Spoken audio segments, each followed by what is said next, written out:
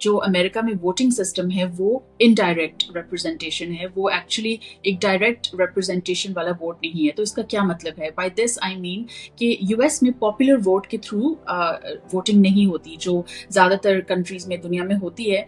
America is the only country in the whole world with this indirect voting system. So ये एक electoral college voting system है America में, जो बहुत ही अलग है और थोड़ा कॉम्प्लिकेटेड भी है। इसमें एक्चुअली ये होता है कि जब आप पोलिंग स्टेशन पे जाते हैं तो आप प्रेसिडेंट के लिए नहीं वोट कर रहे, आप अपने जो स्टेट में आपके डेलीगेट्स हैं आप उनके लिए वोट कर रहे हैं। वो डेलीगेट्स फिर आपकी पार्टी को रिप्रेजेंट कर रहे हैं। तो इसकी एक बहुत पीछे इसकी एक साइंस है जो हम किसी और व्लॉग में may be in my next one I can briefly explain this. लेकिन ये एक अहम पॉइंट है कि यूएस का जो वोटिंग सिस्टम है वो इलेक्ट्रल कॉलेज पे बेस्ड है, वो पॉपुलर वोट पे बेस्ड नहीं है।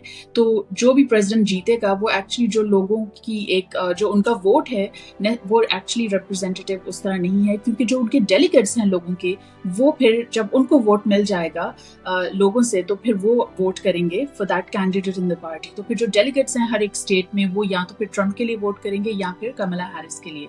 और ये एक्चुअली ज़रूरी नहीं है कि जो लोग चाह रहे हैं, जो the mood off the nation, जो लोगों का मूड है जिसके लिए वो वोट कर रहे हैं, डेलीगेट्स भी उसी के लिए वोट करें। वो एक्चुअली अपने लोगों के अगेंस्ट भी वोट कर सकते हैं जिस कैंडिडेट को उन्होंने वोट देना है। This is an important point because जो भी इलेक्शन में जीतेगा हमें ये याद रखना है कि ये एक्चुअली जो डेलीगेट्स हैं हर एक स्टेट के, ये उन्होंने वोट दिया है। ऑफ कोर्स उनको लोगों ने ही वोट दिया, लेकिन डेलीगेट्स का और लोगों का वोट अलग है। ये एक अहम पॉइंट है क्योंकि जो भी जीतेगा इस इलेक्शन में हमें ये याद रखना है कि ये डेलीगेट्स ने उनको वोट दिया है। लोगों ने ऑफ कोर्स डेलीगेट्स को दिया है, फिर डेलीगेट्स ने आगे प्रेसिडेंट्स को दिया है। तो it's actually an indirect voting system and इस पे काफ़ी क्रिटिसिज्म भी हुई है और काफ़ी लोग हैं, about 2/3 of in a recent survey 2/3 of the American population actually want this system to change. वो इस सिस्टम से खुश नहीं है, लेकिन जो कॉन्स्टिट्यूशनल इसके लिए चेंज करने के लिए एक कॉन्स्टिट्यूशनल अमेंडमेंट लानी बहुत ज़रूरी है। और वो यूएस में तो पिछली दफ़ा जब कॉन्स्टिट्यूशनल अमेंडमेंट हुई थी वो 1992 में हुई थी।